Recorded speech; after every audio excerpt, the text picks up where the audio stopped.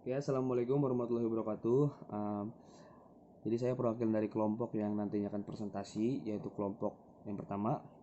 Anggotanya ada Ariski Putra, Fikri Fauzan, Muhammad Hamdani, dan saya sendiri Rio Davalakani. Materi yang akan saya jabarkan di sini yang akan saya jelaskan yaitu materi yang berjudul Sejarah Kedudukan Fungsi dan Perkembangan Bahasa Indonesia.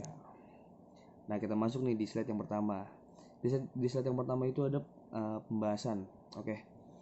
Maksud pembahasan itu adalah ada apa aja sih ntar yang akan dibahas di di materi yang akan saya sampaikan di sini. Yang pertama itu ada sejarah bahasa Indonesia, yang kedua ada kedudukan dan fungsi bahasa Indonesia. Antaranya ada satu, kedudukan bahasa Indonesia, dua, fungsi bahasa Indonesia. Yang terakhir, pembahasan yang terakhir itu adalah perkembangan bahasa Indonesia. Oke, kita bahas nih yang sejarah bahasa Indonesia. Suku-suku di Indonesia memiliki bahasa masing-masing yang khas. Ketika berbagai suku tersebut saling berinteraksi sebagai warga negara Indonesia, bahasa Indonesia juga digunakan sebagai sarana berkomunikasi. Bahasa Indonesia adalah bahasa nasional yang digunakan oleh warga negara Indonesia. Awal mula sejarah bahasa Indonesia yakni bahasa Indonesia lahir pada 28 Oktober 1928. Saat itu, para pemuda dari berbagai pelosok Nusantara berkumpul dalam suatu rapat dan berikrar. Ada tiga. Yang pertama itu ada satu, bertumpah darah. Yang satu, tanah Indonesia. Dua, berbangsa yang satu, bangsa Indonesia. Tiga, menjunjung bahasa persatuan, yaitu bahasa Indonesia. Ikrar para pemuda ini dikenal dengan nama Sumpah Pemuda. Unsur yang ketiga dari Sumpah Pemuda merupakan pernyataan tekad bahwa bahasa Indonesia merupakan bahasa persatuan bangsa Indonesia. Pada tahun 1928, bahasa Indonesia juga diakui di kedudukan sebagai bahasa nasional. Bahasa Indonesia juga lalu dinyatakan kedudukannya sebagai bahasa negara pada tanggal 18 Agustus 1945. Saat itu Undang-Undang Dasar 1945 disahkan sebagai Undang-Undang Dasar Negara Republik Indonesia. Dalam Undang-Undang Dasar 1945 Pasal 63 disebutkan bahwa bahasa negara ialah bahasa Indonesia. Lanjut lagi nih di slide selanjutnya. Dalam konteks kedudukannya sebagai bahasa nasional negara Indonesia, bahasa Indonesia juga memiliki fungsi. Beberapanya, yang pertama, lambang bangsa lambang kebanggaan nasional. Dua, lambang identitas nasional. Tiga, alat pemersatu berbagai suku bangsa yang berlatar belakang sosial budaya dan bahasa yang berbeda. Dan yang keempat, alat penghubur antara daerah dan antar budaya. Oke. Maka dari hal tersebut, dari empat hal tersebut, sepatutnya bahasa Indonesia ini dilestarikan dengan seutuhnya. Begitu pula dengan kebanggaan individu untuk berbahasa Indonesia agar senantiasa memakai bahasa Indonesia yang sebagai bahasa sehari-hari sehingga terwujud sikap positif bangsa Indonesia terhadap bahasanya sendiri. Untuk itu kesadaran akan kaidah pemakaian bahasa Indonesia harus selalu ditingkatkan di Indonesia. Oke, ini di selanjutnya pembahasan tentang materi yang kedua nih. Pembahasan yang kedua nih. Yang kedua ini ada kedudukan dan fungsi bahasa Indonesia. Oke, kita jelaskan di sini. Ada bagian pembahasan penguraian tentang pentingnya kedudukan dan fungsi bahasa Indonesia dalam perkembangan bahasa Indonesia untuk Pemersatuan Negara Kesatuan Republik Indonesia atau biasa disebut NKRI.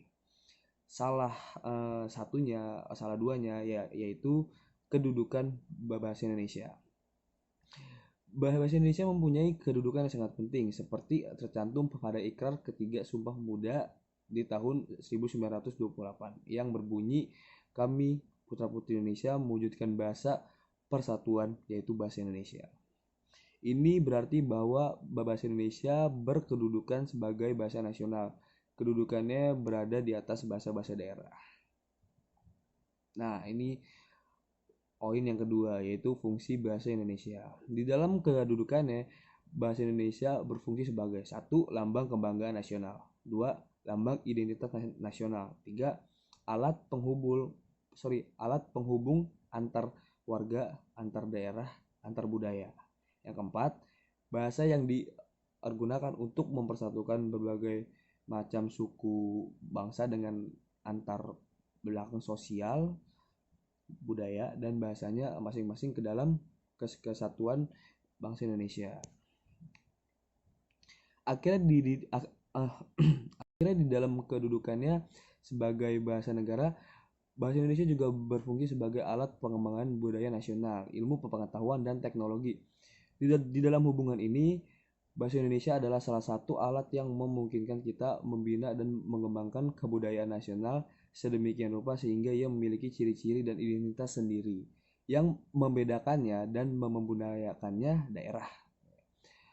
Waktu itu, waktu yang sama, bahasa Indonesia juga dipergunakan sebagai alat untuk menyatakan nilai-nilai sosial nasional kita. Di samping itu, sekarang ini fungsi bahasa Indonesia telah pula menambah besar.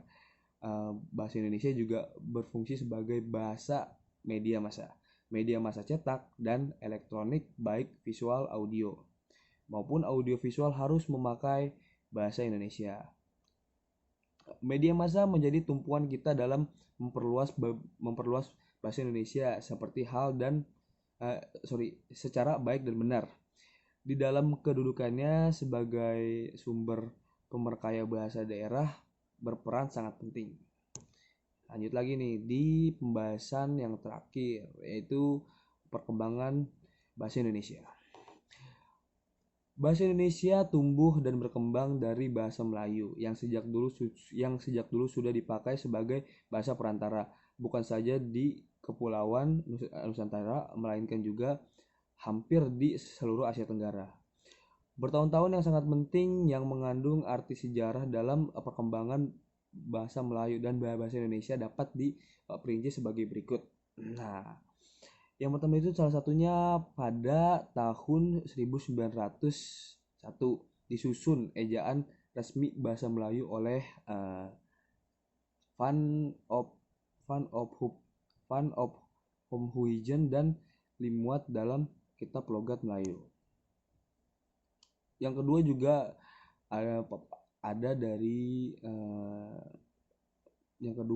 ada tahun 1908 pemerintah memberikan sebuah badan penerbitan buku-buku bacaan yang diberikan nama Komisi for the Volkslitteratur. Taman atau ejaan Indonesianya yaitu Taman Bacaan Rakyat, yang kemudian pada tahun 1917 diubah menjadi Balai Pusaka. Balai Pusaka menerbitkan buku-buku novel seperti Siti Nurbaya dan Salah Asuhan, buku-buku penentuan bercocok tanam, penentuan memelihara kesehatan, yang tidak sedikit membantu penyebaran bahasa Melayu di kalangan masyarakat luas. Kehadiran dua novel itu di masa kini dituk buku menjadi bukti bahwa bahasa Indonesia ini sudah ada dipakai sebelum tahun 1928. Dan ada juga di tanggal 28 Oktober merupakan saat-saat yang paling menentukan dalam perkembangan bahasa Indonesia, karena pada tanggal 28 Oktober 1028 itulah para pemuda ini pilihan memancangkan tonggak yang kukuh untuk perjalanan bahasa Indonesia. Dan pada tahun 1993 secara resmi berdiri sebuah angkatan sastrawan muda yang menamakan dirinya Pejuga Baru, yang dipimpin oleh Sultan Takdir Alis Jabana dan kawan-kawan. Pada tanggal 25 sampai 28 Juni 1938 dilangsungkan Kongres Bahasa Indonesia di Solo. Putusnya adalah bahwa pembinaan dan pengembangan bahasa Indonesia telah dilakukan secara sadar oleh cendekiawan dan budayawan kita saat itu. Lanjut pada tanggal 18 Agustus 1945 ditandatanganilah Undang-Undang Dasar 1945 yang salah satu pasalnya yaitu pasal ke-36 menetapkan bahasa Indonesia sebagai bahasa negara. Tambahan dari materi yang terakhir nih, pembahasan yang terakhir. Bahasa mengalami perubahan-perubahan sejalan dengan perubahan yang terjadi di dalam masyarakat penuturnya. Di samping itu, luas wilayah pemakaian yang tersebar di pulau-pulau secara geografis terhubung dengan laut dan besarnya jumlah petutur yang berbeda latar belakang sosial budaya dan bahasa daerah. Kemungkinan terjadinya perubahan-perubahan di setiap daerah yang lama-kelamaan akan berkembang menjadi dialek sendiri. Karena itu perlu diadakannya kontak terus-menerus antara daerah yang satu dengan daerah yang lain untuk menjaga keutuhan bangsa Indonesia. Kesimpulannya adalah berdasarkan pembahasan di atas bahwa bahasa pertama kali ini Indonesia adalah bahasa Melayu dari tahun 1901 hingga sekarang. Masyarakat Indonesia memiliki kemajuan ilmu dan teknologi serta teknologi informasi dan komunikasi sumber daya manusia yang mampu berpikir kritis dan komunikasi dengan efektif. Untuk itu, diperlukannya wawasan, pengetahuan, dan keterampilan pembahasan yang meliputi bahasa daerah bagi sebagian besar masyarakat Indonesia. Perkembangan bahasa Indonesia dilakukan dengan usaha-usaha pembangkuan agar tercapai memakai bahasa yang cermat, tepat, dan efisien dalam berkomunikasi. Telah dikembangkannya juga bahwa bahasa Indonesia adalah alat pemersatu antar negara yang satu dengan negara yang lain. Maka dapat disimpulkan bahwa kedudukan dan fungsi bahasa Indonesia dalam perkembangan bahasa Indonesia untuk mempersatukan negara Kesatuan Republik Indonesia atau bisa disebut NKRI itu sangatlah penting. Dan saran dari kelompok kami adalah alangkah baiknya untuk generasi milenial saat ini bersikap dan berbahasa baik dan sopan, karena pahlawan dan beberapa tokoh lainnya sangat memperjuangkan bahasa Indonesia dan sudah diakui oleh dunia sampai saat ini. Oke, sekian. Terima kasih. Saya mewakilkan dari kelompok saya. Assalamualaikum warahmatullahi wabarakatuh.